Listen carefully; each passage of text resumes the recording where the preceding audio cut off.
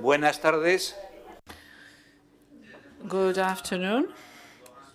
We have Laurence Toubiana online, and I guess we have to kick off the afternoon session. I'm going to speak in French. You can listen to us. So thank you for being here. I'm going to proceed to a quite brief presentation. That I'm going to present the two speakers of this afternoon. The round table is the climate challenge. We have two speakers, Laurence Toubiana and Cristina Narbona. Mrs. Toubiana is an authority, if I may say, who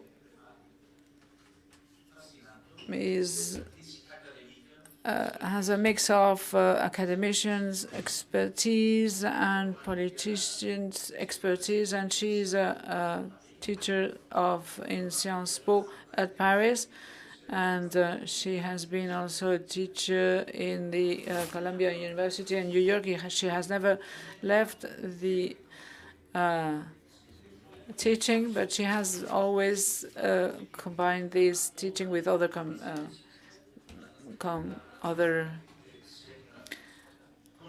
tasks. She has also been the major advisor of Lionel Jospin, the French Prime Minister, former French Prime Minister, and she has also been in charge with the Foreign Office to establish to deal with the public and affairs, and she has been ambassador of the French ambassador for the issue of climate change during the COP21, and she has been in charge also of the Paris Agreement in matters of climate change.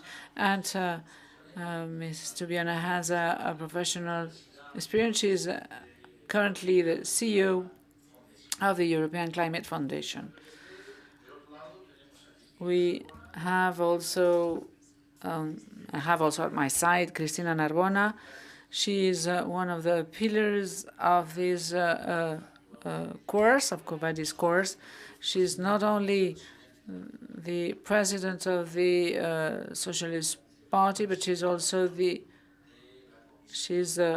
a president of the Ecological Transition Commission of the Spanish Chamber. She has also been she's former Minister of Environment and Special Advisor in the United Nations panels for climate change, and she has also strong political experience, not only in our country, Secretary of State, Minister, but also she has been in her region, in the Andalusian region.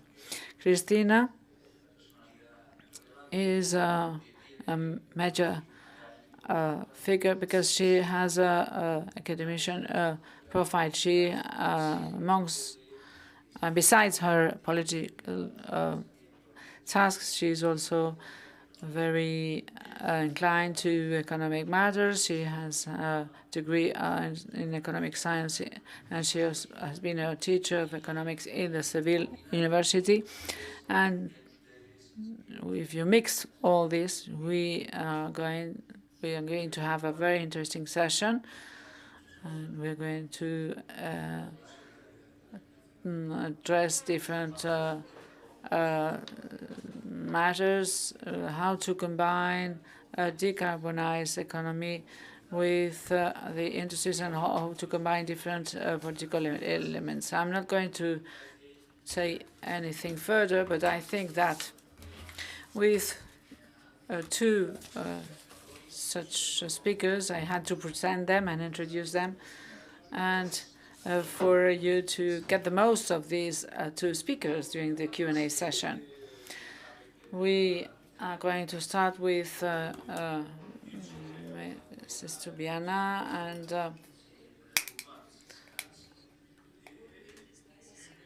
what we're going to do, and I will ask Laurence to have three different talks or interventions. So first, talking about the European Green Deal, the what has been done between 2019 and 2024, and Laurence, you will have 2 minutes, and then in a second time, we are going to see whether the objective to get to the neutrality of a decarbonized economy, this is going to put us very different matters, green funding, the needs of the European industry. We have been talking quite a lot of the strategic autonomy these days, and to have a clean industry. When the former president of Senegal, he told us, you need raw materials, and we have them, so please, a bit of respect. So all in all, we have to address these issues, and also we have a third time for the role played by EU in the climate change negotiations. And we have been addressing during these courses the matter related to the new tariff rights and imposed to the Chinese, what we do about that. And all that have to be treated as. And then after, I will go back to Cristina Narbona, and first of all, she will react to what has been said by Laurence, but from the Spanish perspective, what has been done in Spain and what are the main challenges we have to address in matters of climate change from the Spanish perspective. I hope you agree, both of you, Laurence and Cristina. And with no further ado, Laurence, yours is the floor. Merci beaucoup. Quoique je vais parler. I thank you, because I'm going to speak in Spanish. Now I'm going to speak in French. I will talk about the European Green Deal.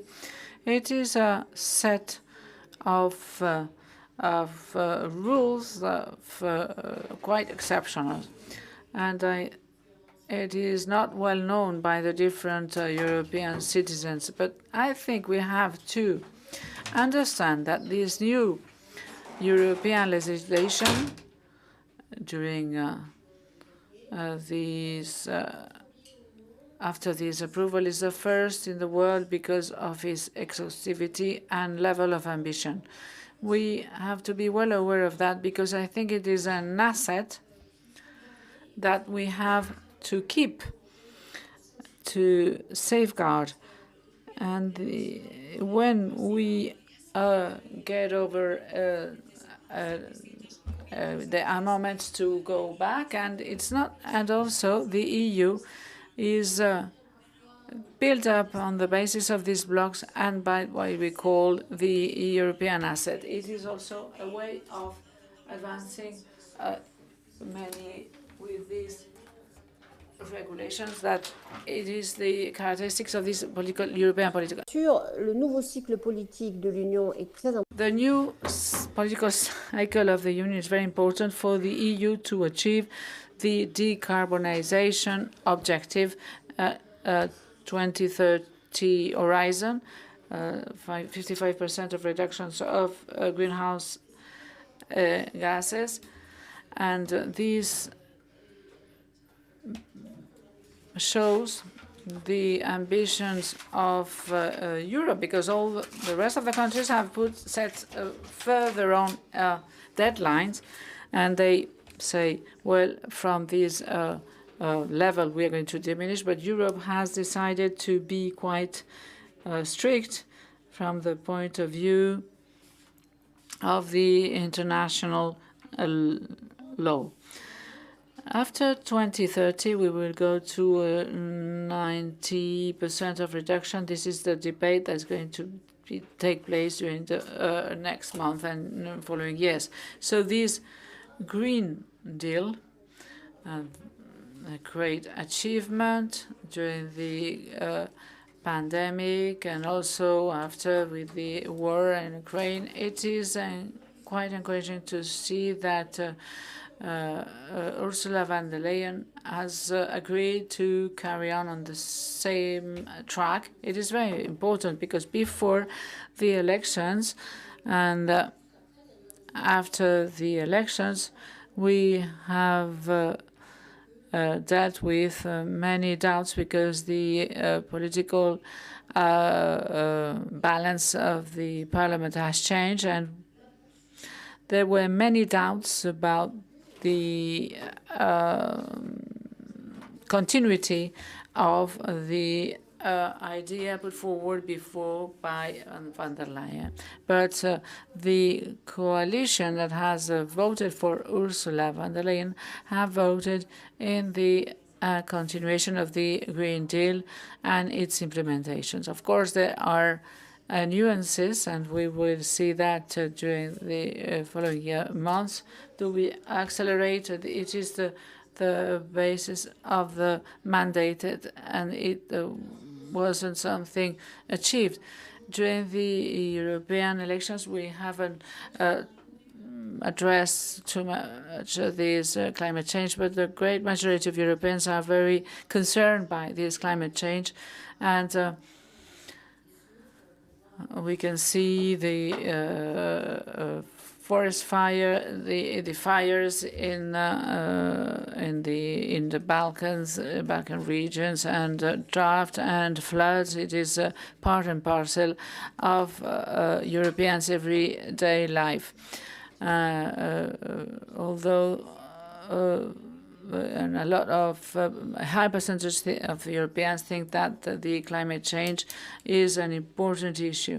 The pro-European and the pro-climate parties have also a great majority at the heart of the parliament, which is of major importance. The crises we face in Europe are interconnected and cannot be addressed independently. That's why the climate change has to be a part of the European strategy.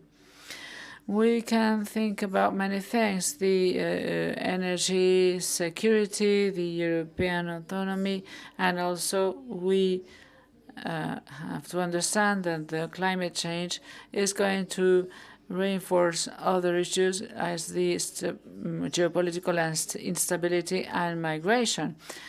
We can address migrations matters, but it is quite different to address those issues or the other, the political instability which leads to migrations because of these climate catastrophes and because all the citizens on the planet won't be able to survive. So we are confronted to a humanitarian clash, and it is also closely related with the fossil energies. The renewable energies are energy sources that are more stable for households, and we have seen that during the invasion of Ukraine by Russia, and it is one of the best ways to achieve a greater independence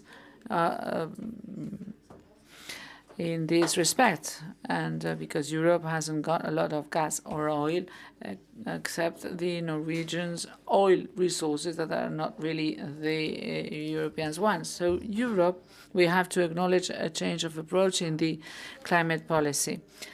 We can see that this parliament is a bit more divided. We have seen in the amidst the European Popular Party, we have seen in their ranks a reflection to go less rapid or speedily towards the Green Deal. There is an act about the nature restoration that has mobilized a lot of the farming sector. We have seen discussions about when we are going to sell cars, diesel cars, and we will be facing a certain number of trade-offs. There are other agendas that are going to be gaining more importance in the future and in the discourses of the different politicians. I remember several strategies that were proposed. Competitiveness, economic growth, we all agree upon that, and also the issues of defense and security. And of course, the climate agenda has been lagging a bit behind, but if there are no contradiction, I guess we will go forward. So the agenda of the green industrialization will be at the heart of our debates, and if we do that in a smart way, looking at the jobs creation, jobs transformation, the balance of the regional development, this could give an answer to the worries of competitiveness, reindustrialization, or autonomy, and also the fight against climate change, as well as biodiversity protection. And we cannot separate these fields anymore. And about the second questions related to financing, we have to be frank about the investment that we need to transform society. The investments in matters of transitions have increased quite a lot, but there is still a lack of investment in environment. The great majority of institutes say that the union have to multiply per two, have to double their budget, about 100,000 millions of euros at the horizon of 2030. So this is a major investment for the future, but it shouldn't be considered as a novel cost. That's why I am in favor of deconnecting the debt from the investment in the energy transition, because these investments are investment for the future, and I think it is not really related with the debt matters. The Stern report is important, but also the updates in the Potsdam institution, the amounts that we need are important, and if we lag behind, this is going to be at a certain cost, and we will pay the price. So as the evaluation done by the Postman Institute estimates that the effects of the cutting down has less effect than the and the insurance said that insurance companies will insure less when there are damages due to the climate change, because it is a too high cost. So the agenda is it is the example of the energy security. For example, the vulnerability of the European industry facing the volatility of the gas prices. It has been important because we have been talking a lot about inflation since 2022. The Polish named this inflation. They named this inflation the putting inflation, because it is the volatility and the high prices of cost of oil and gas that have been have had an impact on industry, and of course it has been also clearly reflected in the commodity prices. If Europe invests in green technologies and accelerating energy development and also betting on the decarbonization of steel and concrete, we will go towards the future. We will be safer and more competitive. We have a higher degree of competitiveness. We need something that should be much more ambitious, and we need a new background for the green prosperity. I think it is very difficult. We will be addressing that, but a certain number of countries are very reluctant when developing a new kind of fund, Next Generation EU. This seems very difficult, but we have to fight to have these investments done because it's vital for the economic level of Europe. When we look at what China is doing, since 2010, China is investing in this green technology for its own country, but also as a great market for exports towards Europe, the US, and the rest of the world. So if we want to be a rival in the rest of the world, we have to act, but we cannot say we wait because it would be at too high cost. So we have to insist on the peripheral countries. We won't reach the social contract if we haven't got a fair transition, and if it is not fair, or if we do not leave the different regions to find their own place. If we do not discuss looking at the future, and if we are not in taking into account all the scenarios and all the actors, we will miss that train, and we will miss this transition. We will have greater inequalities among the countries.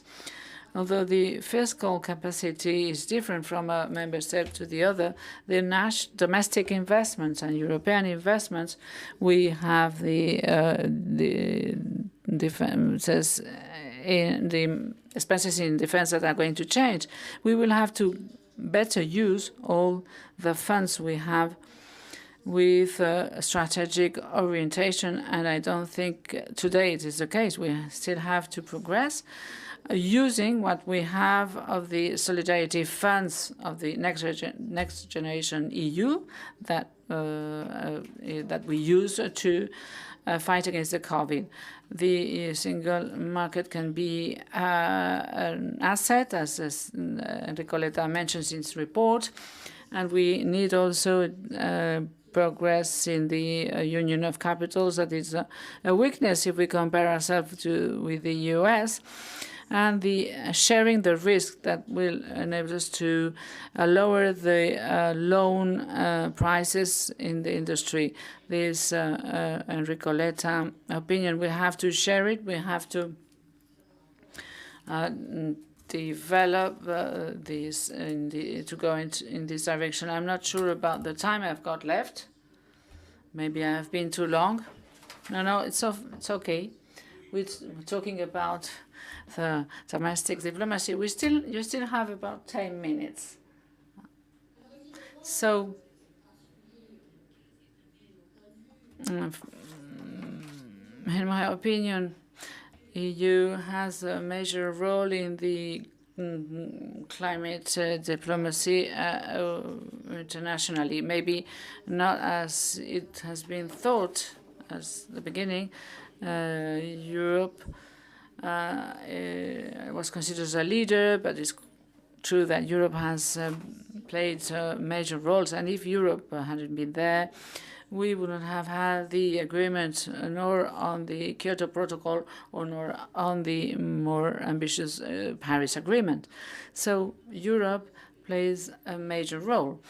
And Europe has played quite well in Kyoto, for example, but also after. I think about the Paris Agreement, but also before Paris.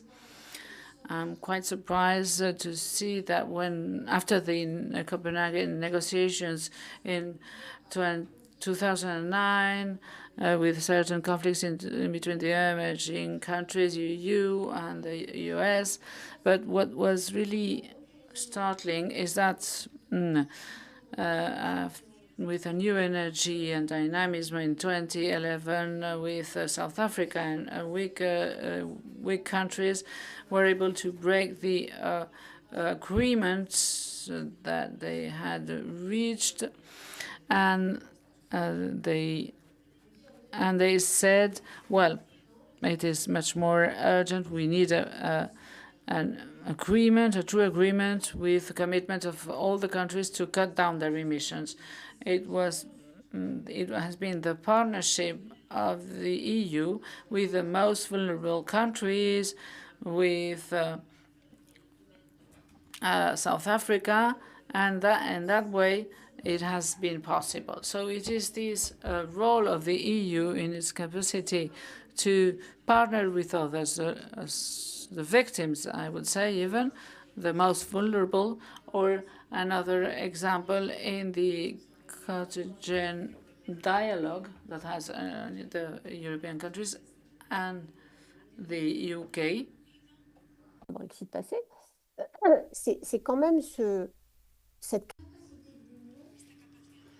the capacity of the Union of not just imposing things, but in a strategic manner, knowing what were the agreements and alliances that had to be established to move forward. There was a strategic capacity of having political leadership that goes beyond just saying, I'm going to show you the path and I'm right, but saying, what are the alliances that need to be established for the world to really be ambitious and try to achieve the most difficult objectives? Because sometimes we doubt and we say the EU doesn't have an influence. The Chinese and so on are more powerful than us. But this is somehow true sometimes, but not always. And if the EU, and I insist, Europe is the one that has to lead the issue of climate change. If not, we will be failing. And I would like this to be differently, but this is so. So from Paris, we must say that we are not doing okay. We have to be clear about this. Warming is not under 2 degrees. Therefore, the effects of climate change are a disaster. Look at what has happened in the Balkans Peninsula regarding fires. Remember, too, what happened with the pilgrims going to Mecca, with all those that died. And we see many dramas, China with the flooding.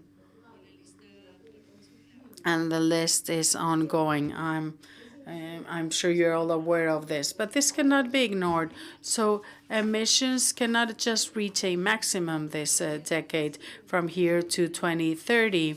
But from here to 2030, they should also be reduced as quickly as possible, which is the big challenge that we face.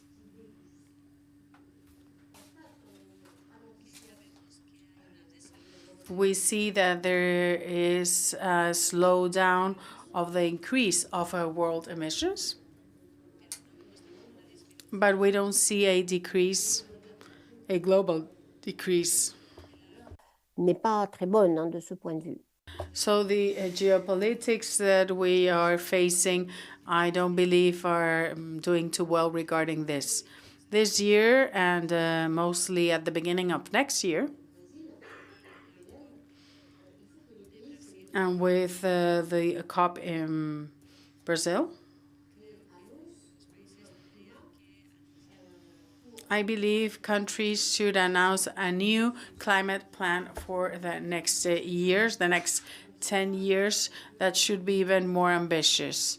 And that's what is at stake at a diplomatic level for the next months.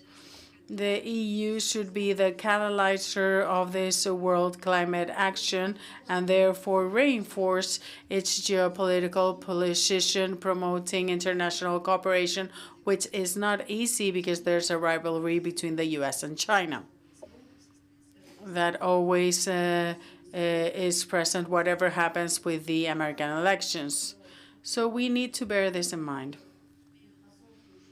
I observe in the press that even though China's growth has slowed down, China is still very active in all markets in developing countries. If we want renewables to be developed in developing countries, and we want for the technological action, investments, and loans to move forward, we cannot ignore China. And you know what the kind of government we have in China, the system, and the competitors that they are. So we need to have EU needs to have a red line. But of course, we need to continue speaking with China to talk with them about the harmonization of regulations. And I believe this is not impossible when we talk about sustainable finance. And we should also ask ourselves, where is cooperation going and what can we do to protect ourselves in trade issues? So there's a rivalry, whatever the result of the American elections, even though it's not the same if Kamala Harris, the Democrat, wins to Trump, because Donald Trump will want to leave on the next day the Paris Agreement and even the UN Agreement on climate change. The plan prepared by Trump's teams is terrifying on some aspects, specifically climate change. He wants to not listen to any of the reports on climate change and all the elements to stop the growth of fossil fuels. However, if we talk about political polarization and when we speak with China, we observe attitudes that won't be changing.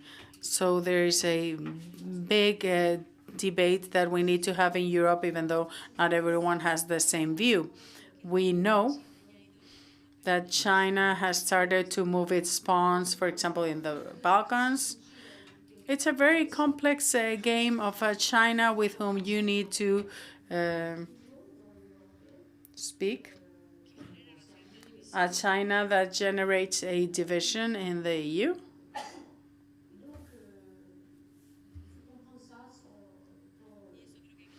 And this is something that we need to understand, but always being aware and with our eyes wide open to be able to defend our position. The EU cannot only look towards the inside of the EU. We live in a world economy. There's lots of import and export. If we want to be protectionists and only think about ourselves, then the impact will be negative in the relationship with poorer and developing countries, the world economy in general. I believe we need to defend Europe's competitiveness, but also including in this discussion our partners. We need to be an example, but also work with others.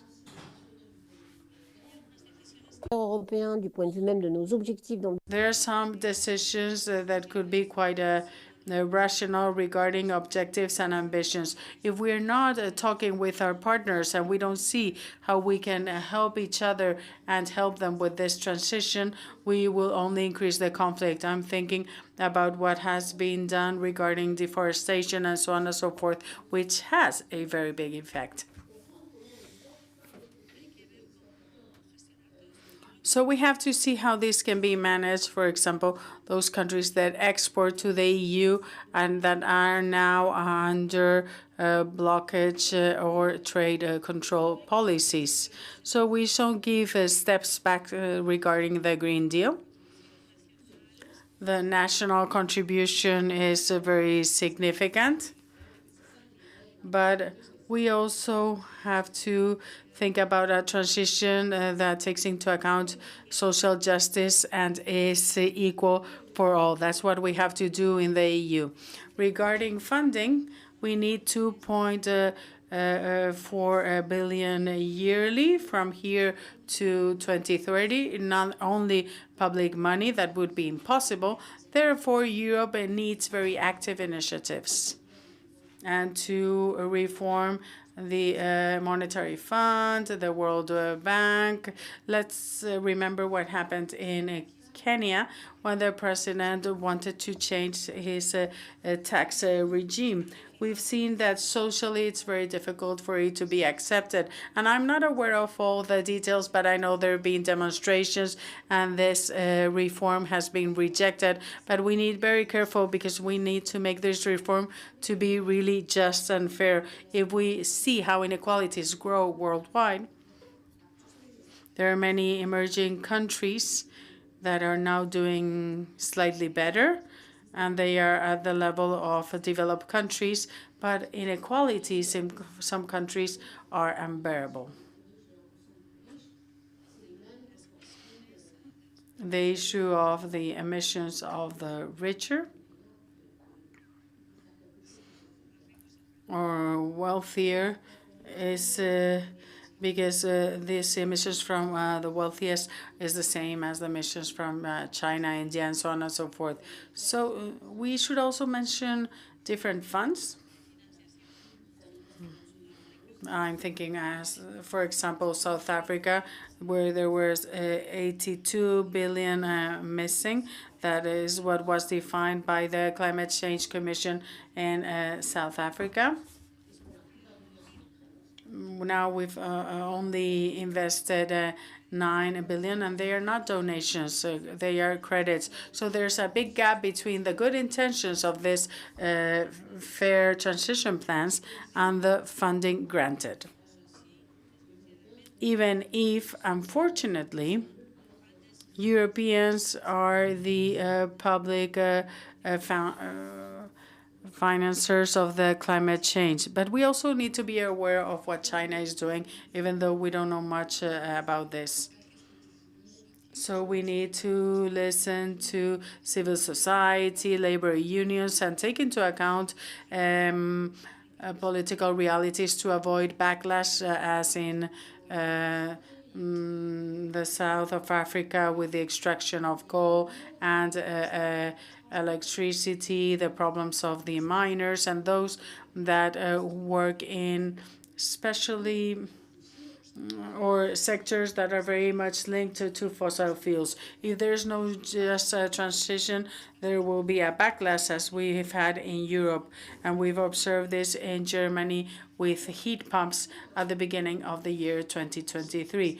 Therefore, Brussels has the legislation or regulation power that has an impact beyond its borders, which is very interesting. It's risky, sometimes it's conflictive, but it's very interesting. And for example, and it was very much criticized, this tariff for coal that was very interesting, and some countries have taken this as an example and of the same. But there's a couple of things that can be done. And firstly, the resources mobilized through this tariff should be reoriented to help the countries that have been affected by this tariff. For example, fertilizers that are exported from Egypt, that is an 8% of what is exported, this carbon border adjustment mechanism, or CBAM. There's many things that we could do or employ something like this too. Nowadays, China or India starts to reflect because they export steel. Steel is very significant for them, and North Africa is more fertilizers and cement. But they are even thinking that they themselves could impose a tariff to export so that the budget in Europe is not the only one that comes with them. Nothing would change regarding competitiveness because the European protection would be guaranteed, and that's what I believe, but they believe that they could invest in decarbonization of these sectors through this. So with CBAM, different interesting things are happening. I've talked about deforestation. We have the specific problem of punitive trade borders that can increase the prices specifically for the poorest countries. For example, if we have higher photovoltaic prices, this would increase the price of solar energy in a percentage of, I think, around 3%, because there would be a realignment of prices, at least in the European market. And photovoltaic panels are now quite inexpensive. There's quite a high offer. But I believe we need to pressure for the signature of agreements to limit green subsidies that are inefficient, and also to limit the use of fossil fuels, something that we haven't been able to solve. And now, with the invasion of Ukraine, there has been an inflation of the prices of gas and oil, which are very high. And without the subsidies, there will be a reduction in production. So we need to play with that to be able to reach a more balanced situation in these industries.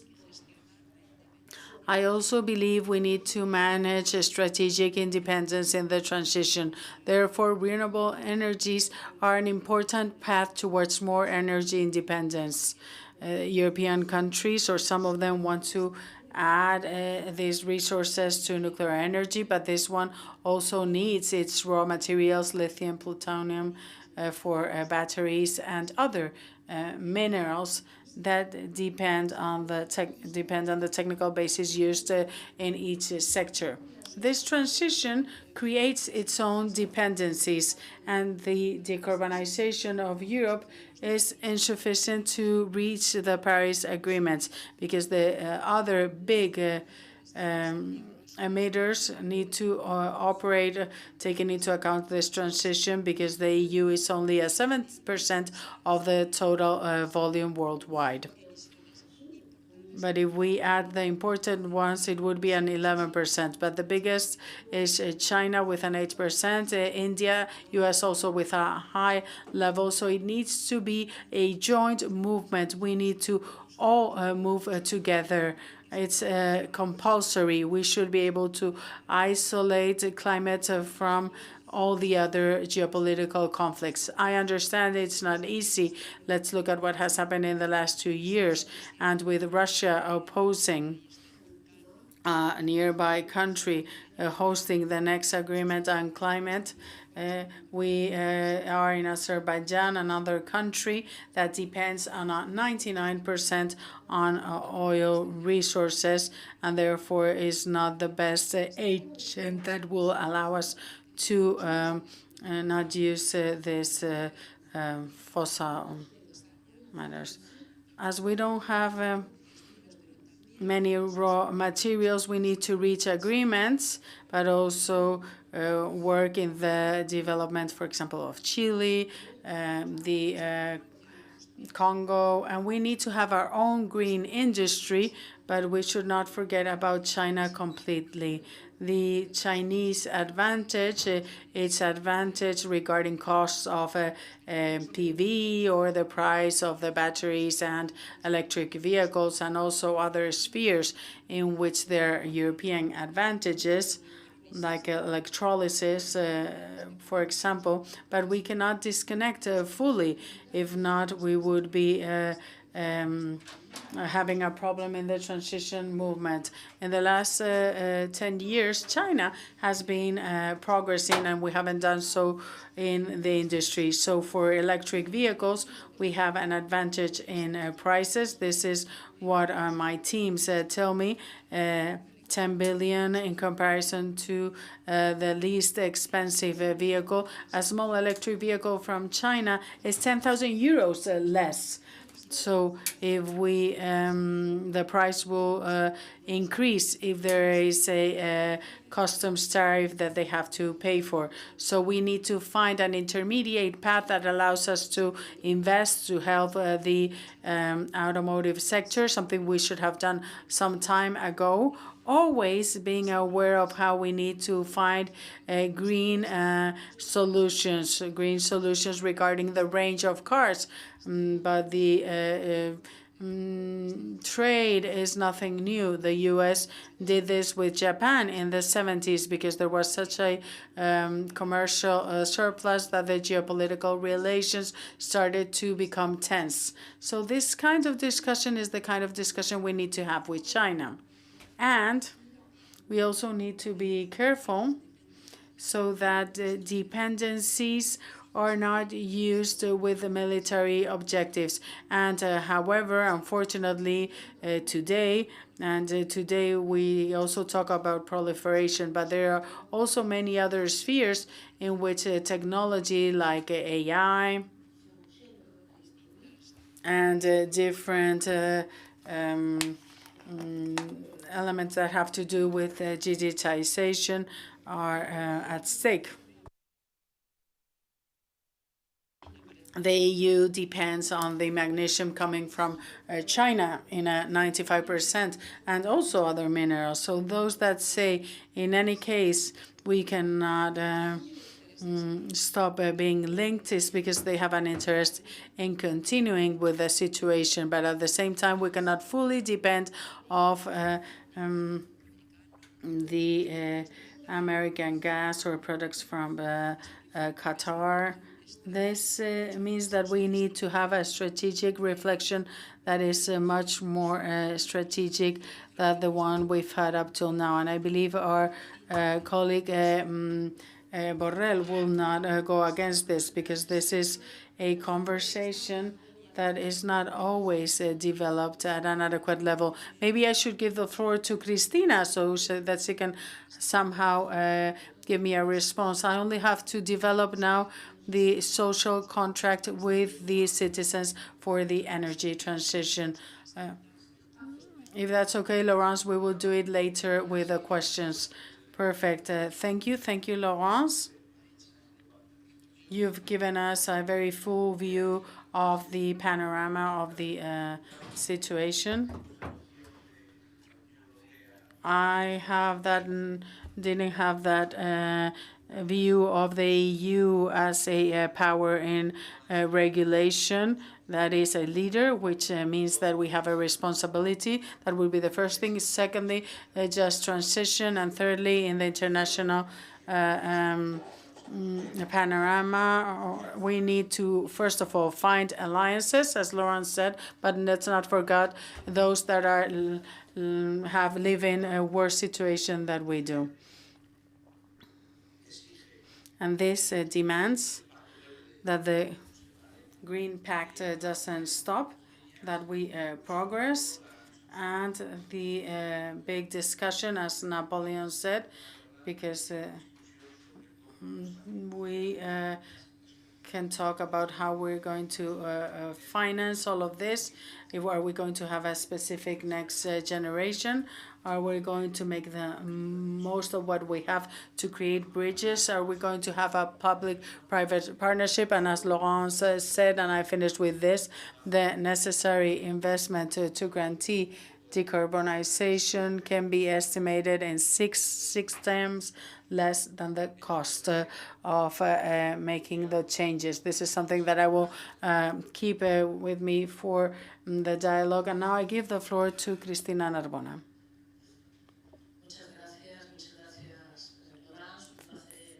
Thank you, Laurence. It was a pleasure to listen to you.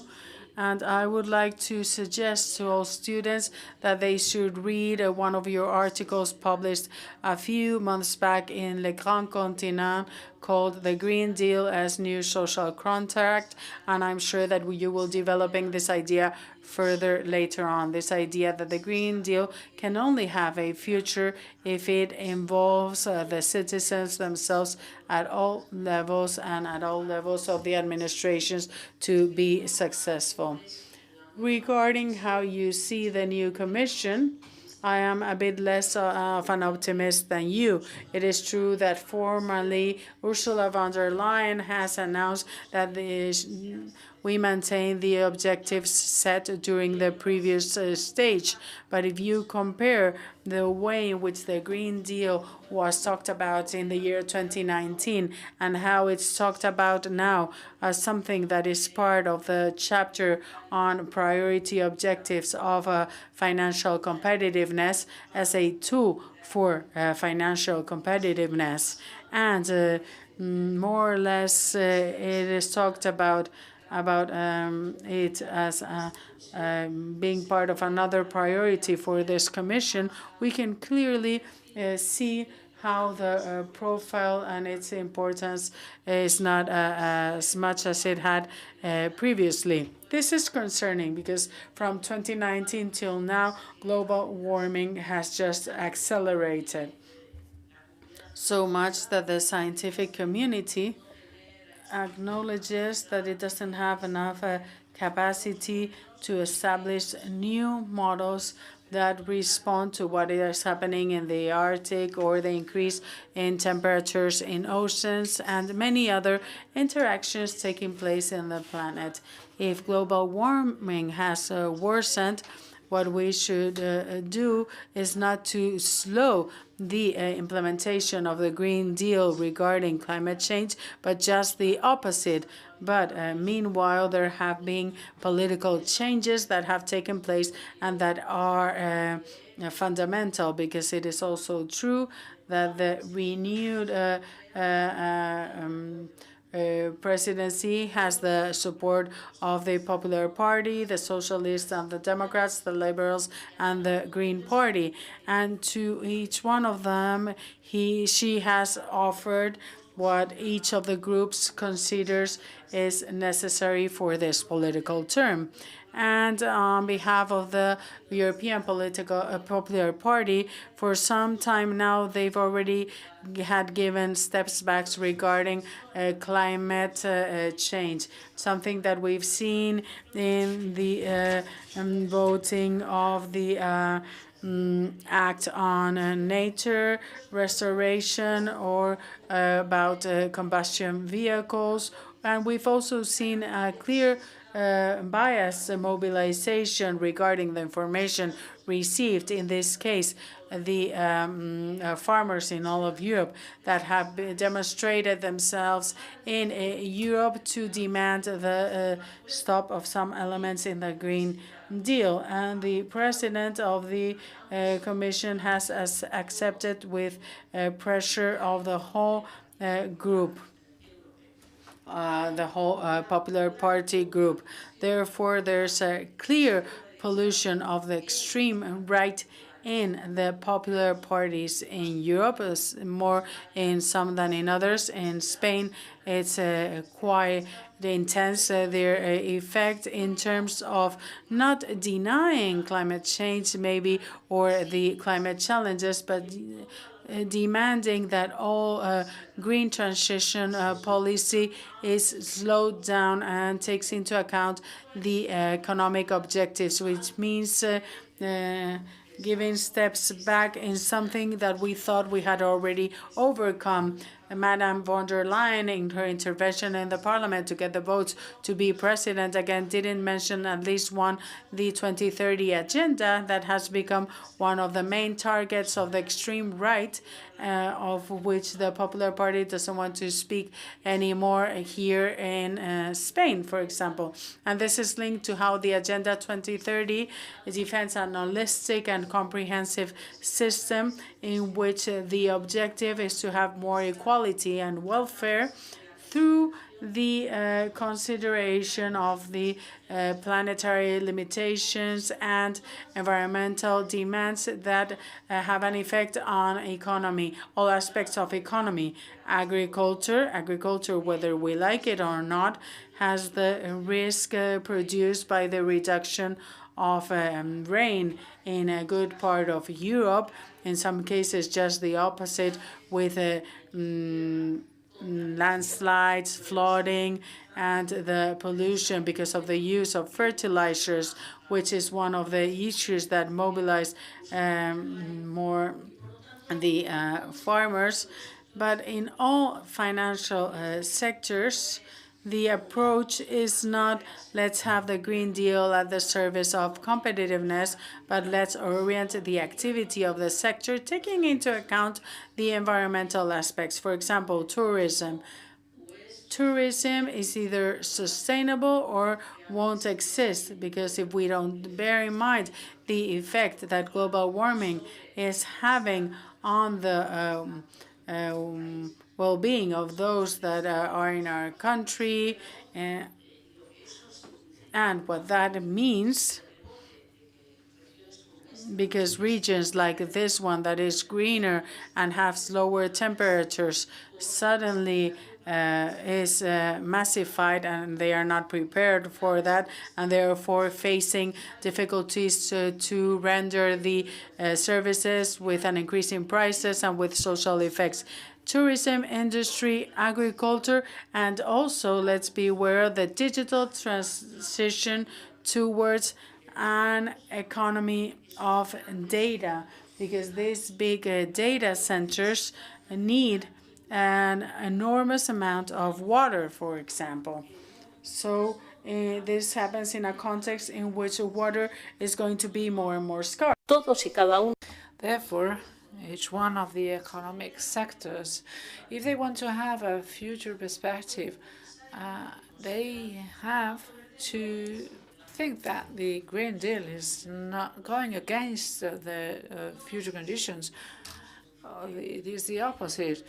And it is not the approach of the intervention of von der Leyen or its strategic vindication. There is a slight reference on how to address the loss of diversity in rural areas, to calm the agricultural sectors that are quite reluctant when changing certain number of habits, but we are waiting to see what is the role assigned to the new European Commission in the different tasks or heads. If we have a department that has more cross-sectionality with leaders that are fully convinced, or if we tend to have the new function of housing, for example, the Ministry for the Military and the different changes that have been announced by Ursula von der Leyen, but we are not sure about what is going to be the ones that are going to be at the forefront of the next actions. Of course, there are different interests, and we are going to face conflicts in the parliaments about the different regulations. I agree with Laurence when she said that the leadership of the EU in the international sphere when talking about climate change is not only relying on our results within our borders, but also the impact that has our activities outside our country and the partnerships that we will achieve. For example, the partnership to ban all the products that are going to generate deforestation, and we would be able to do that, helping the third countries, those who export coffee, cacao, or meat, and they can come from a deforested area, and we have to help them to monitor, check, and provide them with the needed data for their exports to reach Europe. Therefore, I recommend you to read an article on the blog of the High Representative, an article where he talks about the EU regulations are going to have an impact on third countries that do not have the tools to meet the social and environmental requirements of the EU. A third issue, which is financing. We always talk about the financing of the climate transition from something that is separate from the other funds. Ursula von der Leyen has mentioned the creation of a fund for a clean industry. In her talk in the Parliament, she announced a fund for the clean industry. It is then a matter of looking at the funding of the entrepreneurial projects. So no matter what sectors it is, these sectors have to be coherent with the transition policy. We have, if we provide the fund Next Generation, and if all the projects that are funded by these funds have to respect the principle of non-excessive environmental damage.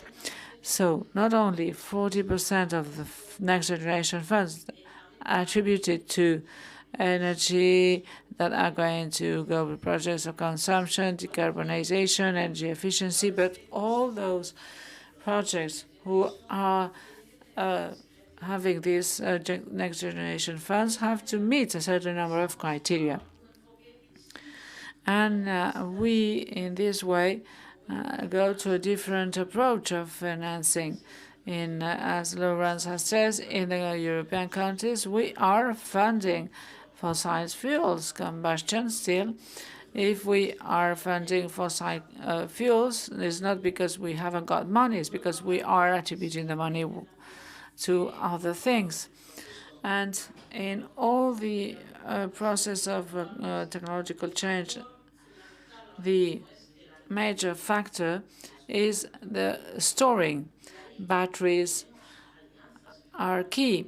Where we have partnership with China, we're gonna do a lot as a continent, but we have to have the due relationships and partnership to give something in return.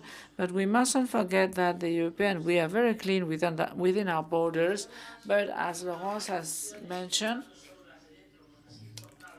when we count on the emissions, 25% of CO2 emissions in China are emissions that are released in the manufacturing chain of these Chinese industries, because they say, you want us to lower the emissions, but you are outsourcing the manufacturing. So Chinese are emitting and the Europeans are selling those products. And the last element is how we're going to implement the European regulation on life diligence, because what it demands from 2027, the European corporations have to meet the human rights wherever they are. It is an act or a regulation that is needed, as in the case of the imports that should not provoke deforestation. We think that this also can produce distortions in developing countries. So if we go to the climate summits and ask the others to cut down their emissions, if the developed countries do not bring about the financing the developing countries need.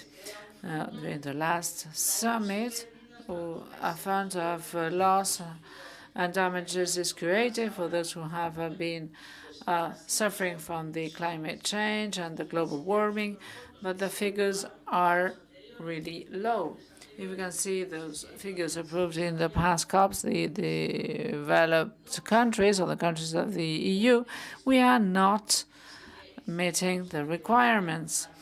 So if we want to progress at a greater pace, we not only have to be looking at each one of our sectors, we have to help, we have to put money, we have to reach agreements in technological field. And all that demands a political will, and I hope that this political will is the one that is going to guide the steps of the new European Commission. I am going now to turn to my slides, and I've got a graph, and you can see my first graph. It is the evolution of the greenhouse effect gases emission in Spain. You can see in this graph, you can see that in Spain these emissions went up. And I was back then a minister. In 2004, we already were aware of the great actions taken to promote wind power, and this translated itself in the production of energy through renewable means. In 2008, there was for first time a decrease of these emissions, and we have been reducing these emissions in the subsequent years. And you can see on the graph on the next graph, how we are meeting our objectives in the climate strategy. We can see the cut down of emissions after the slowdown of the economy because of the pandemic. After there was a peak of CO2 emissions, but in 2023, with an increase of the GDP of 2.5, emissions in Spain have been reduced to 4%. This is what we call the decoupling. The GDP can increase, but at the same time, we've cut down these gases. We reduce the total energy consumption. We increase the weight of the renewable energy in the energy mix. In 2023, half of the electricity is generated through renewable means energy. 30% of the energy is renewable. In our case, it's 50%, and we follow the track that was proposed in the national plan. But there is something that is not quite working on the bottom left side, the electrification. So what is the amount of energy consumption through energy? We are not doing well here in this case. We are progressing at a very slow pace regarding the electrical vehicle, but we have to bear in mind that is the current plan, and we have submitted to Brussels an updated plan because with the current plans, EU wouldn't meet the requirements at the Horizon 2030. So this has to be changed. On the graph, you can see the increase of the self-consumption. Since 2016 has been multiplied by 9.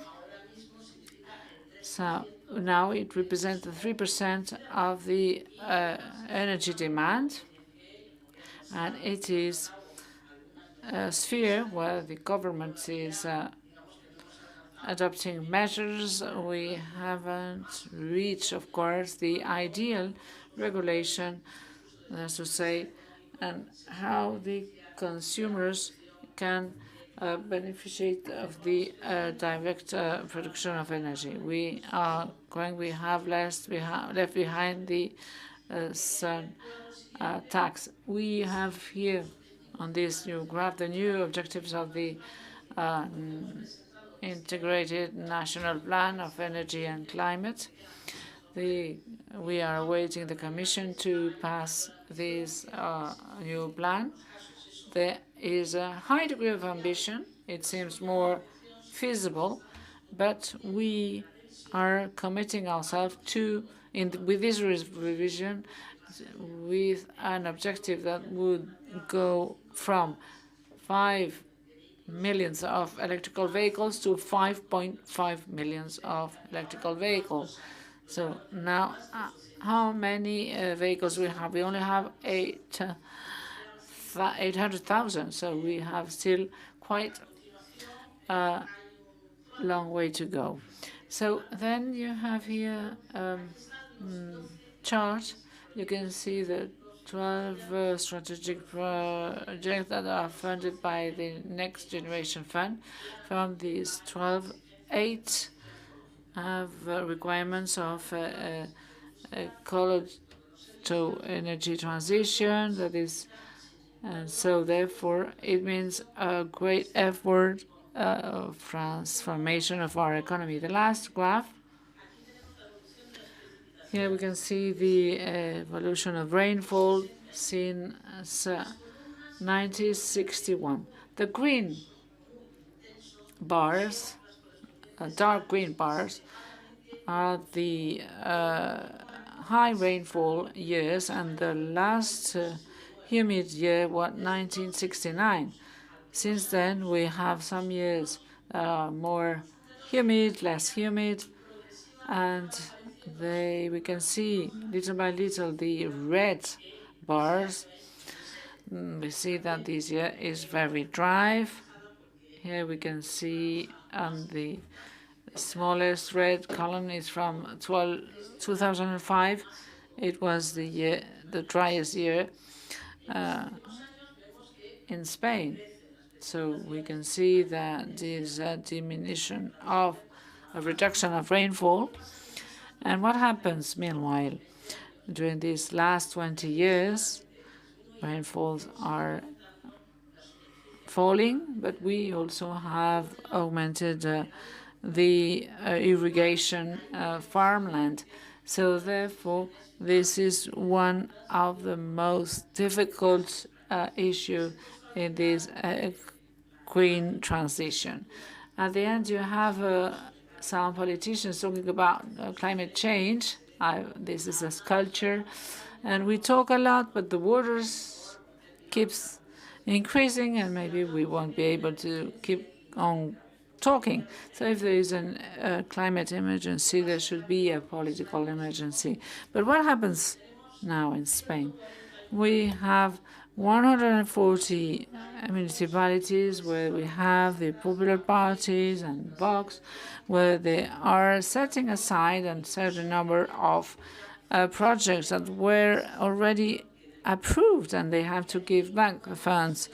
And it is not an ideological matter that much, but it is more a question of the pollution of quite easy discourse or narrative, the ecology, the Green Deal. This represents costs, taxes that are imposed, and this narrative has been bought by a lot of people. We are having cycling lanes that are built in La Rioja, and there are no areas of low emissions, and it should be in all the cities. We should have special mobility plans in order to cut down air pollution. We only have 24 cities from 150 that have the areas of the low emissions areas. And if we talk about water, we still have in mind an idea that it will rain, and it is not a restriction. We have to increase irrigation. This means wealth, but we have a different approach of what we consider the results of the economic activity, or these, they say something that we have something today, but maybe tomorrow we won't have anything.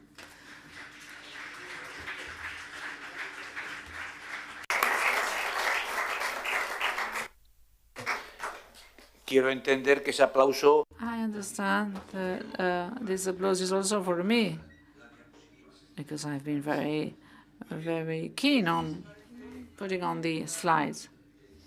So before starting the Q&A session, I have a question for Laurence.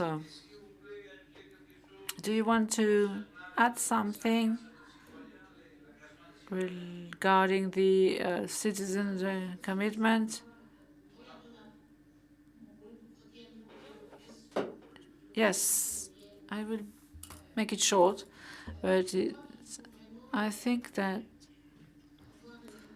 we need to have a political approach of transition, and therefore the governments, as has been mentioned by Christina, are not very brave, excepting the Basque government.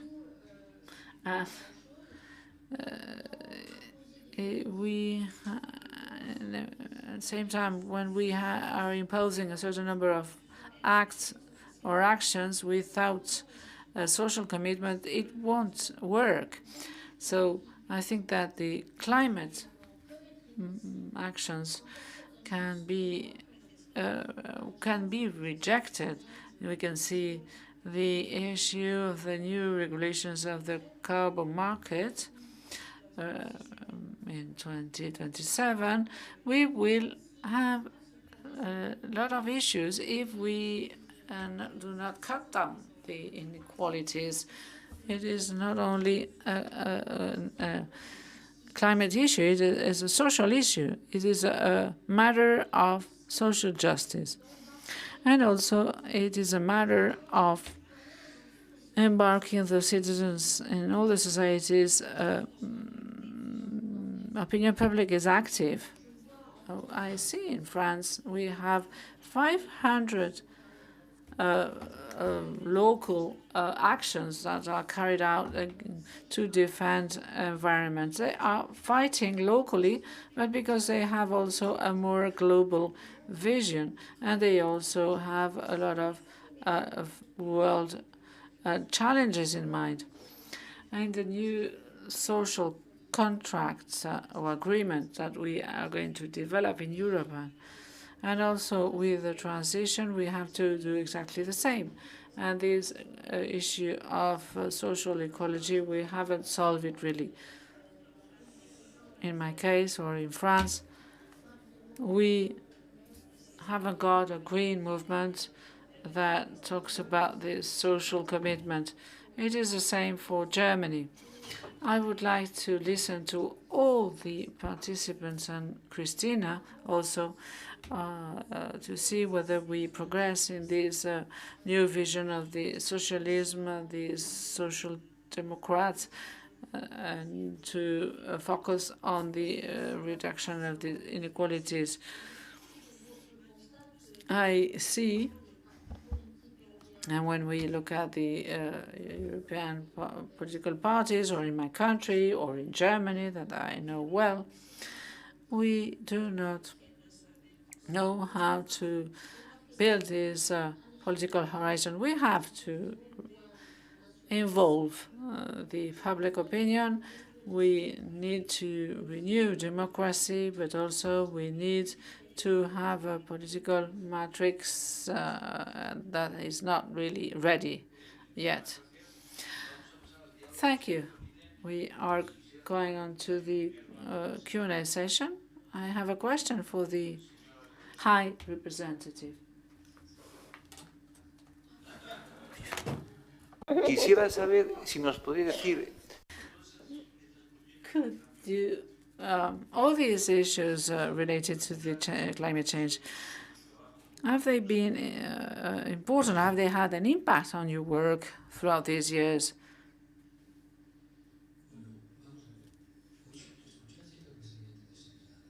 Did you listen to the former president of Senegal? One of the things he mentioned, not so openly, was you are imposing on us discipline that is not meeting our needs, and we are not responsible for climate change. We are paying a very high cost. You should compensate us. But there is a narrative in the world, there is a discourse going out there that it relies on resentment about the fact that the climate change is provoked by the developed countries, and the developing countries are suffering. If you look at the world map, the Sahel strip, you can see that also there are enormous climate problems. The people have to be fleeing their homes because they can't live there anymore. And this is going to Asia, from the Atlantic to the Red Sea. The climate change has had a major impact. I usually show a slide when I talk about that. We see the world map and we see dots, and we can see the most concern in the Sahel Strip, and also in Latin America, in the tropical area, which is not the most developed. And as he told us, Africa is accountable for 3% of the accumulated emissions. So if we sum up all the yesterday's emission, this is what we have to count. The ones are the accumulated ones. Africa, 3%. Latin America, 3%. Europe,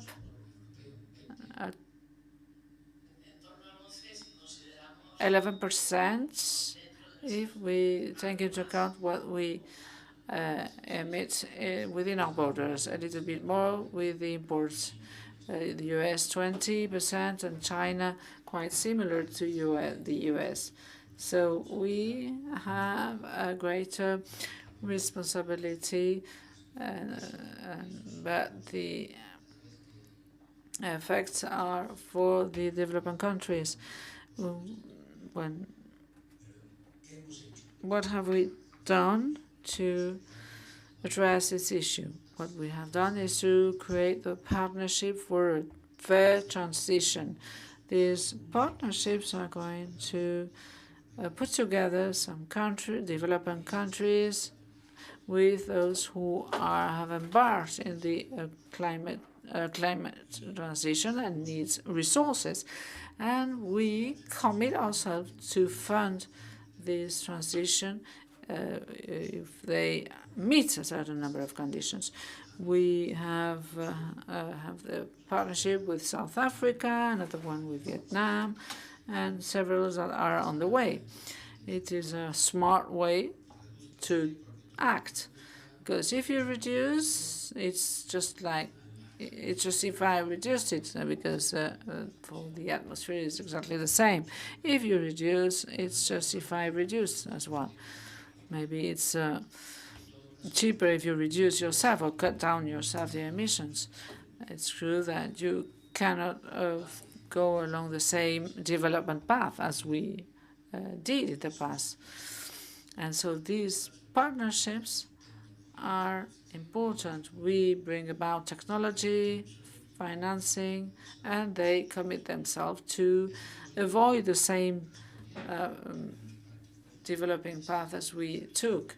So on the other side, when we faced the pandemic, when when we faced the energy crisis because of the war in Ukraine, we changed our message. So do not develop gas. And we said, well, we need gas, so you have you don't you said you said we did not we couldn't have this gas. So now we need those gas because 40% of our supply has disappeared, and then so when it was for me, I couldn't, and so this sometimes has put ourselves in a difficult situation. Everyone knows that a good supplier had disappeared. We had to find other suppliers. The gas is maybe the less polluting energy, and there are others that are worse. But they just saw that we started burning coal because we had no gas.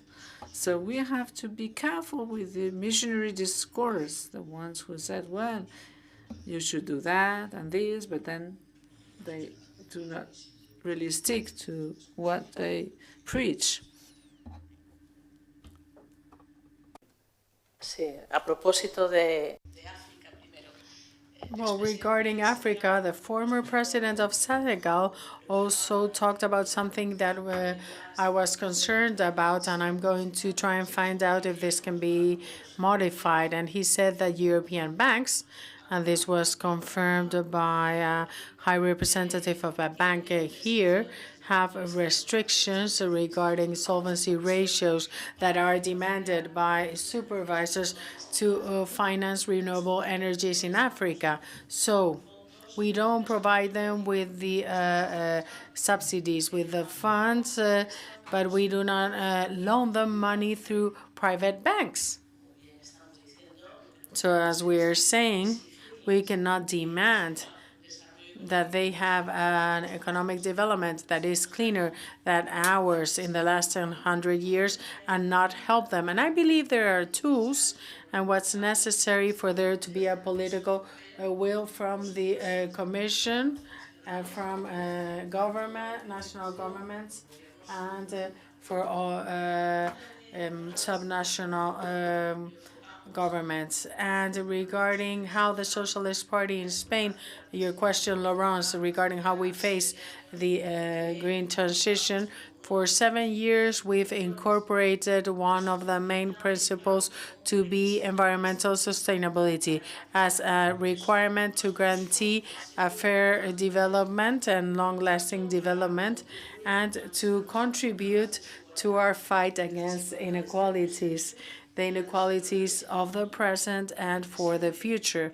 In the present, because all the environmental problems caused by wealthier countries are affecting more poorer countries that have not provoked them, and looking towards the future because new generations find and in themselves with an inheritance that they are not responsible for. So in a renewed vision of social democracy, and in our view, environmental sustainability and ecology in the political agenda should be part of how we reach equality in present times, in the future, and internationally, inside and outside our borders. And to achieve this, we've worked and we are working on obtaining the maximum European support for the Institute of Just or Fair Transition that has developed significant projects, mainly in all the counties in which we've closed, for example, mines and thermal plants. And this has been carried out through contracts between the companies, labor unions, governments, in various cases with the support of universities too, to be able to create employment that substitutes the employment that is disappearing in those activities, and to exercise social justice that is, Lawrence is saying, is one of the conditions for citizens to feel that the green transition is not working against them, but in favor of a healthier and safer life, but also through the creation of jobs and technological innovation. Well, I believe that a just transition is to support all populations. Those areas where, for example, they had coal mines, and I hope that this also goes to all the towns where the bars have been closed. In any case, Laurence, is there anything that you would like to say? If not, I will give the floor to the audience. Regarding the issue of the financial instruments that Cristina has mentioned, you're right. Many things can be done. It's going to be difficult, and I understand joint loan, for example, but other things can be done too.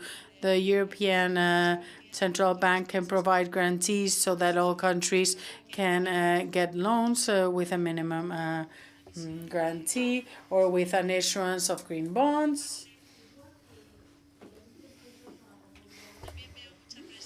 I also see that there is a high pressure on banking so that they take more risks and loan more. But our central banks are sitting on an enormous amount of money, and this is a problem for developing countries because no one is taking risks now, but we have the maximum risk, which is the risk of climate change. So I believe we need to change this prudent regulation, because as Cristina said, there is a risk with climate change, but there's an even bigger risk if we do nothing about it.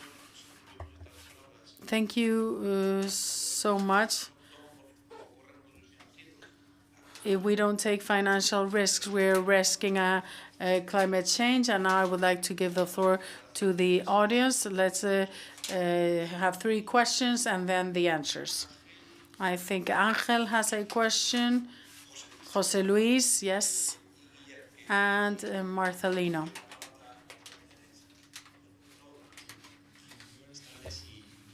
Good afternoon, and thank you for your intervention. Thank you, Cristina, for your words.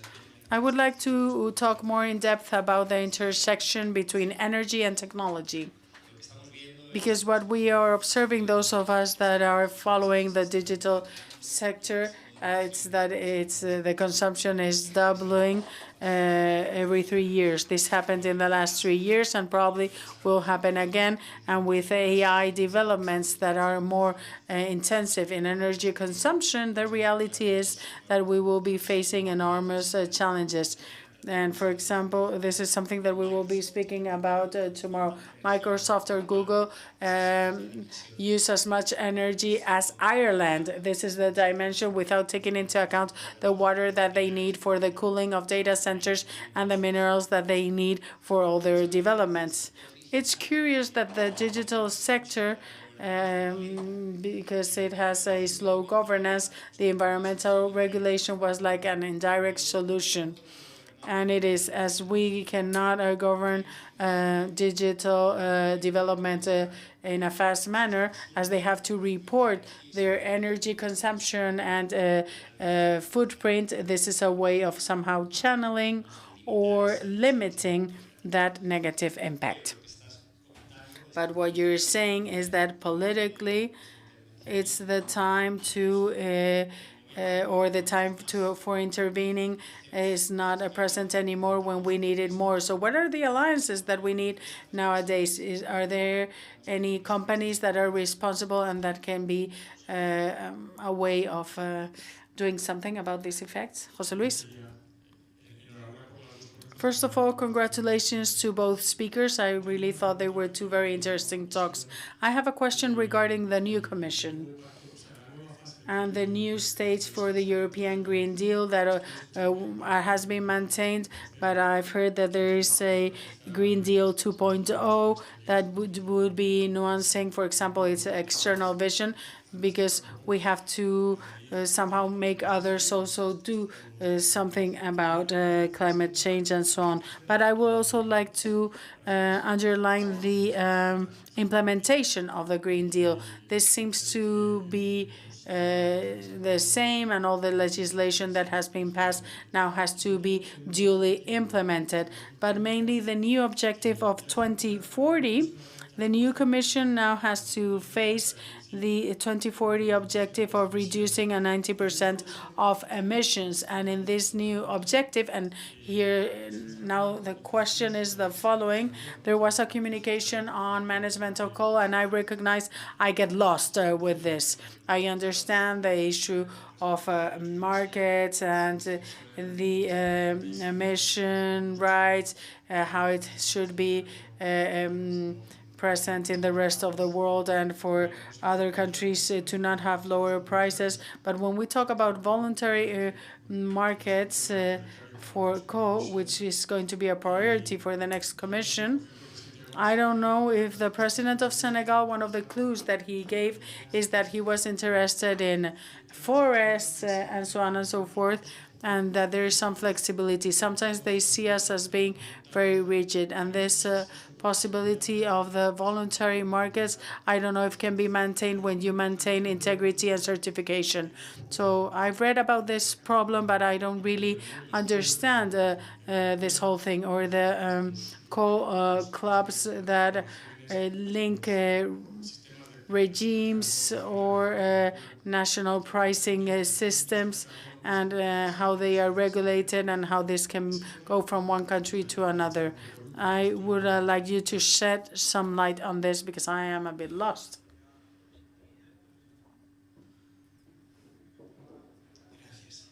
Thank you.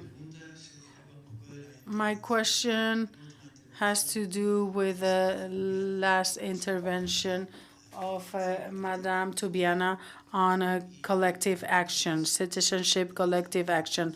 What is the relevance that the speakers give to education for sustainability? We believe, and this is part of the Green Deal, this action for education for sustainability, and that citizens need to have specific skills on the environment, with systemic and critical thinking, and thinking for collective action, individual action, knowing how to identify who are the politicians accountable for what, and so on and so forth. So what's the importance that both speakers give to education for sustainability? Well, we go to the answers now. Cristina, would you like to start? Thank you. Well, to Angel's question regarding the horizon that we already perceive of an increase of energy consumption and water consumption, well, in the case of the increase of energy consumption, the country where the data center and its corresponding activity is will have to incorporate in its planning the management of this increase in energy, and with what kind of energy sources these data centers will be operating. So it's one more piece of energy demand that, in agreement to the national plans on energy and climate, we are asked to be more ambitious. What I mentioned before, we've got to this point, but now the Commission demands more from us, and here we're starting to reflect on new demands linked to this activity. But on the contrary, there's no European demand regarding water consumption.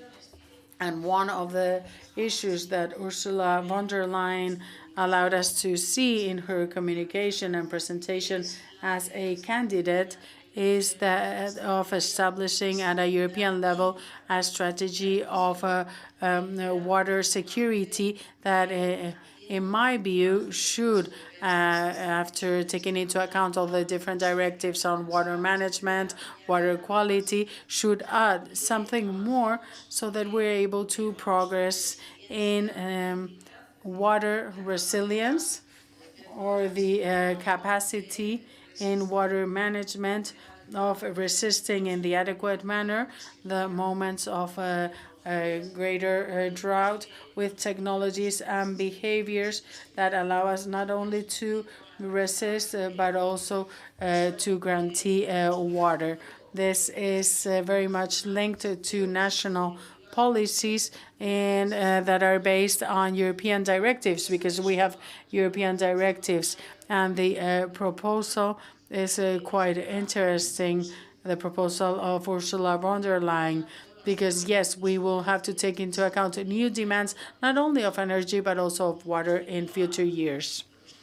And regarding the codes for responsible businesses, it is true that there are more demands on reporting and providing data regarding the consumption of materials, management of waste, emissions in listed companies.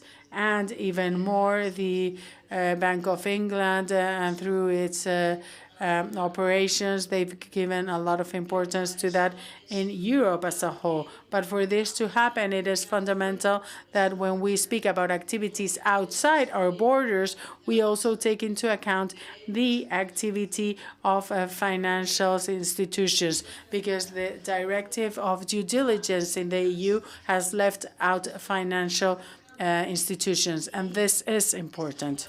And this is one of the areas where we will see what happens with the new Commission, because in the year 2025, it's foreseen that there will be a review of the due diligence directive, so that member states can adapt to the incorporation of what was left out with many complaints, and that is that European financial institutions, when they are outside the borders, don't have the reporting demands that they have in Europe. The second question by Jose Luis regarding the objective of 2040, well, the last communication of the Commission on this target was quite light, let's say. It didn't include the same language that previous documents, but this is maybe a question that can be better answered by Laurence, because it has to do with the architecture and commitments that have already been approved, and that depend of up to where you specify some things, you will have better or worse results. I see some uncertainty there in the horizon 2040 with the parliament that we have nowadays, and with the social tensions existing. I believe it will be complex to comply this target by 2040. Regarding sustainability education, in the legislation in Spain, it is included, this education for sustainability, from the viewpoint of supporting citizens to grow since childhood with a perception of what their responsibility is and their impact of their actions on nature and on the rest of living creatures, so that they feel part of a community in which their action has or doesn't a specific effects. And from here onwards, it's important to include citizenship participation. To this effect, I can talk about an initiative we're working on the Parliament now, which is to give continuity to the activity of what used to be called the Citizen Assembly for Climate, a citizen platform launched and boosted by the Ministry for Green Transition, with people, many of them chosen by a chance, and then a group of experts leading the discussions. The Green Assembly was also participating when drafting the law, the Green Transition Law, and it provided more than 100 recommendations, many of them very interesting, some that have been further developed and others that haven't. But the idea is that we provide continuity by boosting from the Parliament a kind of permanent assembly of active citizens for the green transition and climate change, because trying to have in each territory people that are aware and that have know-how of these aspects that involve administrations, local administrations more, and in general terms, citizenship, like Laurence was proposing, is something that we should try to achieve. Let's not try and deceive people saying that the Agenda 2030 is an agenda that affects negatively farmers in all of Europe and things like that. So education and the promotion of citizenship participation are two issues that I believe should compensate the fake news and the attempt to manipulate public awareness regarding these issues. Laurence?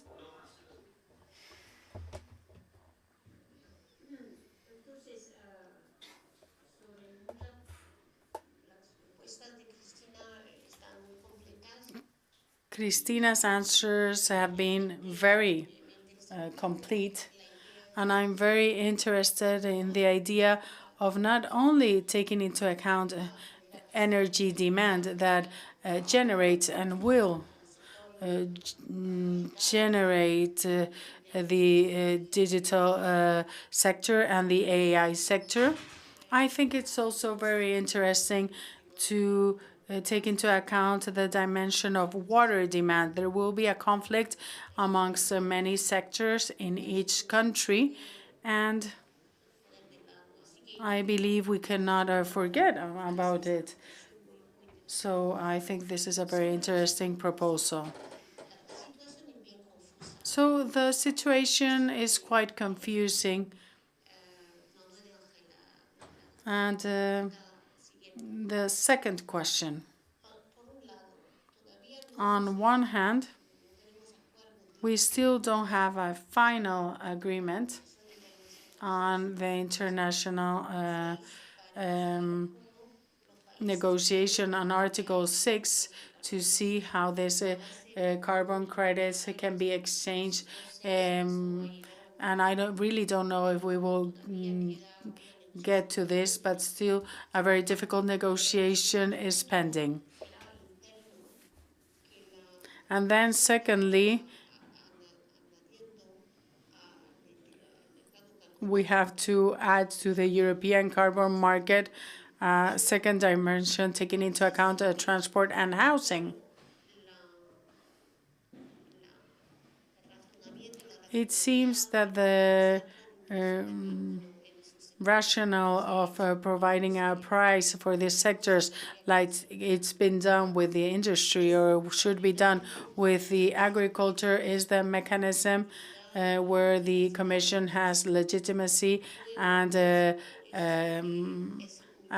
scope for action. But it's not the only method to reduce emissions, for example, in the housing sector or in the transport sector.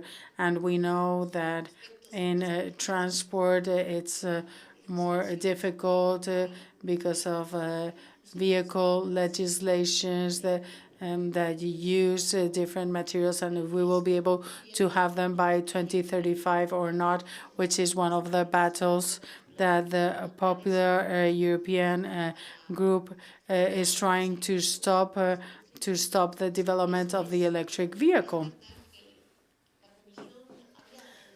It is true that the Commission had attempted to do several things.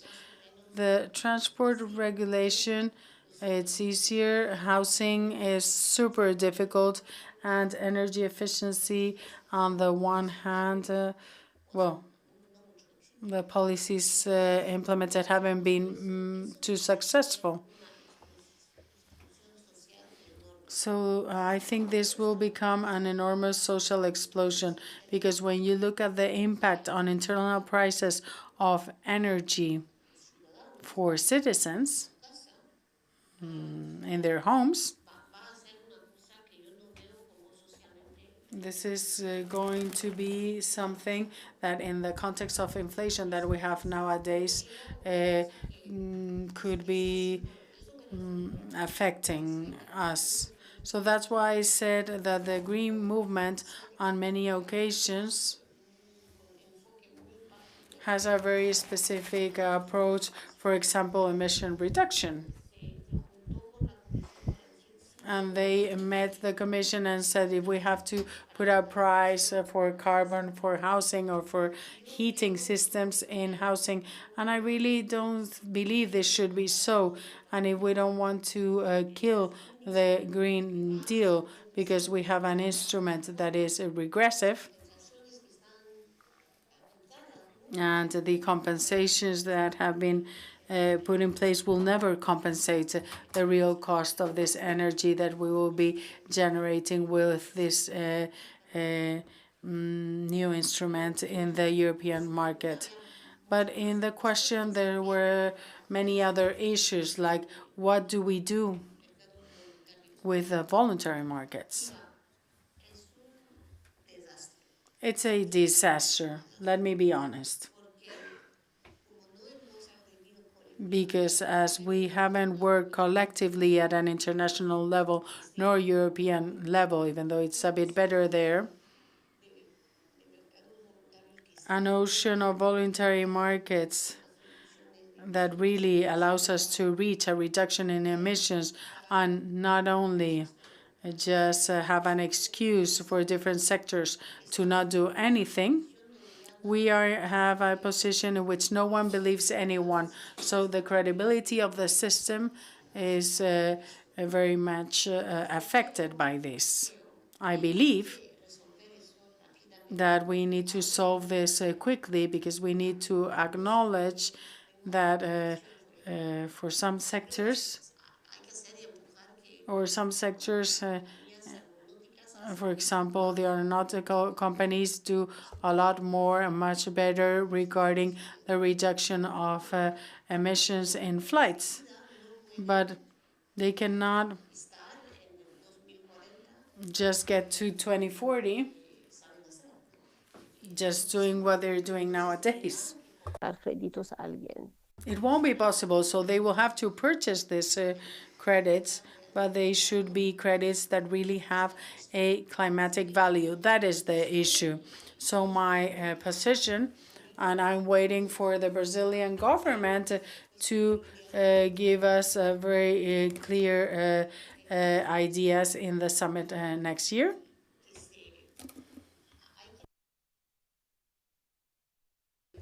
There should be a moral authority, because the conflict between the different groups, the lobbying of the oil companies, means that now no one's understand what is happening. So confusion is a total confusion.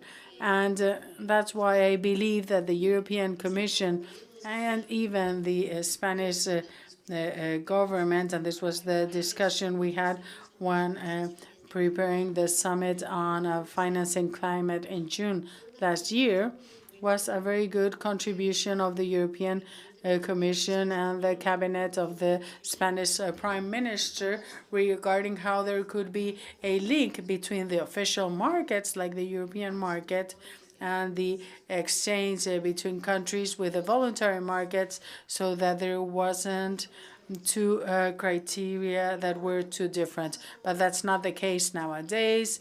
And the companies say that it's too complex, but I believe we need to have that work dimension. If not, either oil companies are going to say that they're already carbon neutral because they've purchased forest credits that are not too expensive, and they don't give much money to the countries receiving it. It's quite inexpensive to purchase these credits in the voluntary markets. Nowadays is 6 or 7 euros per ton. But we won't be doing much with that if you really want to have a green transition or help your forest sector.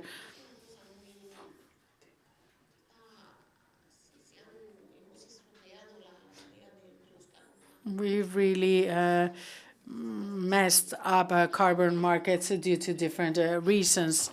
But we need to keep on working on this, and I believe that in Spain there are some reasonings that I believe quite sensible. And regarding education for sustainability, Cristina has already said everything I've seen with my own eyes, and Cristina mentioned this for Spain.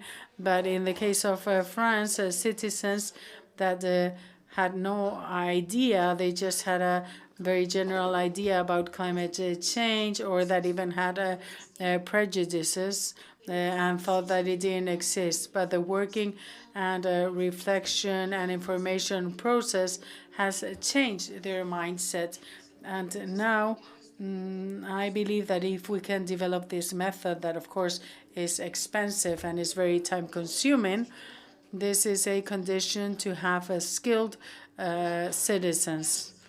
But, of course, there are several solutions, and we always have to think that the citizens, in most cases, have to be aware of the technical capacity of the administration, because sometimes it's not great. So we also need to provide the authorities with skills, because this is also something complex, and I will leave it here. Thank you. I think there's 2 questions, and then we will finish here. Thank you for these very interesting interventions. I wanted to come back to this carbon pricing issue.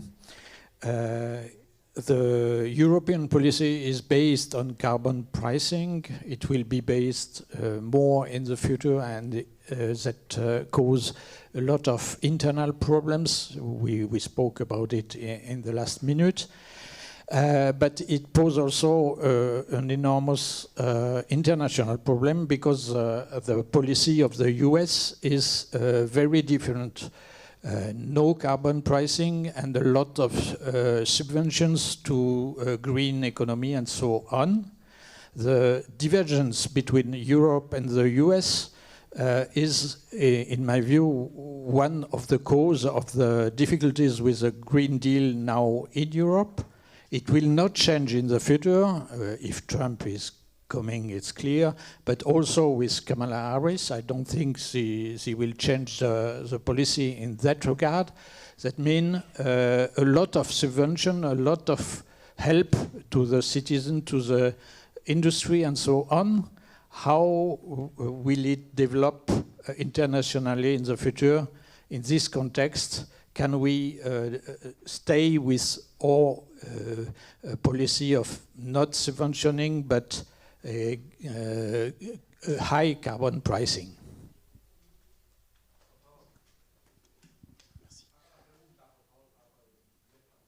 Je peux la poser en français?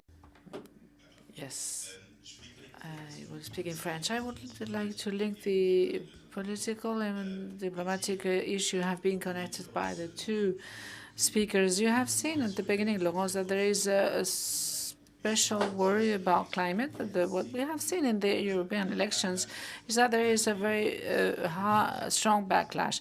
And despite the answers, these answers are seen as limiting, and they are posing a problem. So what is the international signal said?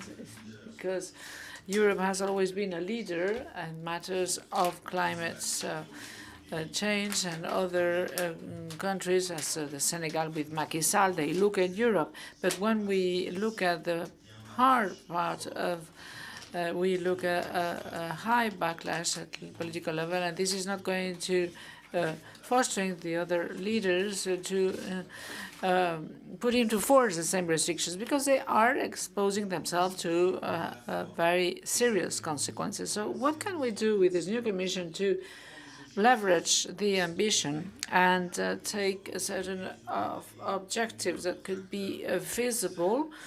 And how can we put into place that, and how can we give shape to this new social contract?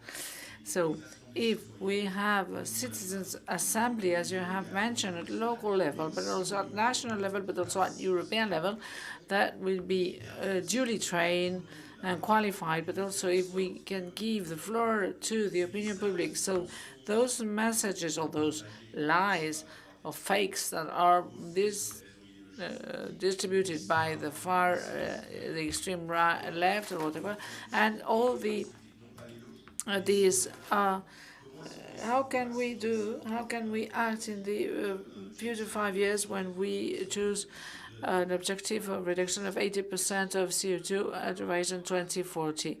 I will ask Laurence and Christina to be as short as possible. Thank you.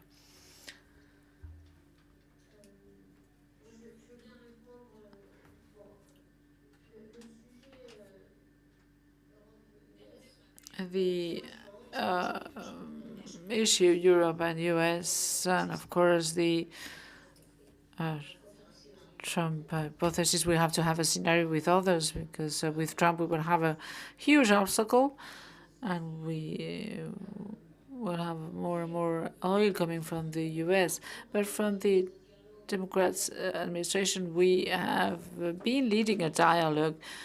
And how can we avoid the commercial clash? We have certain spaces where we are acknowledging certain number of measures, for example, considering steel. And I think that in the US there's going to be a certain number of dynamics. Many countries are involved already in the sound decarbonization in California or certain states of the western coast and the eastern coast. We have seen incitations of the same kinds, but we have a certain dialogue with the US, but we have to look again at our program in the aid to the decarbonization of the industry, because we cannot stay as we are now. So we have to think about the question of the public subsidies, and also we can look at the investments. We have to look at the investment. Regarding the second question about the backlash, if we would be a bit more perspective, there is no miracle. We will have a certain number of transactions in the European system. We will have to slow down a certain number of things to keep up with the European policy. But when I think about agriculture, I think we haven't been as smart, because it is a campaign that has been created with a lot of international interferences, but we haven't seen because we haven't discussed enough with the agricultural sector. So we have had a social explosion fed by a lot of malinterpretation, because the movement has been present everywhere with things that were well over the demands of the farmers. And I think that the environmental movement is not very good. So I stop there, because otherwise it's going to be too long. Christina, last word. I think Laurence has been very clear. I just want to say that in the rural world, the farmers, although we are not well aware of that, there are many good practices in the primary activity. And I think that the tasks that have to be taken into account is that we have to get to know these good practices.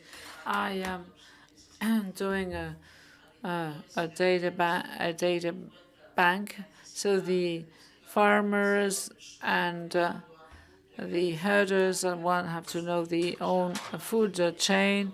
They have to cut down the water consumption, use less toxic products. They have a reputation to maintain for consumers that are more and more demanding. Therefore, we have to reinforce information. Citizens have to know that pollution is going to entail diseases, and pollution kills. It is not the same to have a nice fruit, or a fruit that has been treated with toxic substances, or another fruit that hasn't been polluted. Yes, you have to pay a bit more, but you are paying your health. So I think we have to make a communication effort. We haven't done that. We are now facing a huge wave when we are having the Green Deal in the rural world, and I think we can do things right. We could be here for hours, but I think we will stop on time, because tomorrow morning we have to convene again at 9:30, and we have 2 sessions. Have a nice evening. See you tomorrow. Un grand merci, Laurence.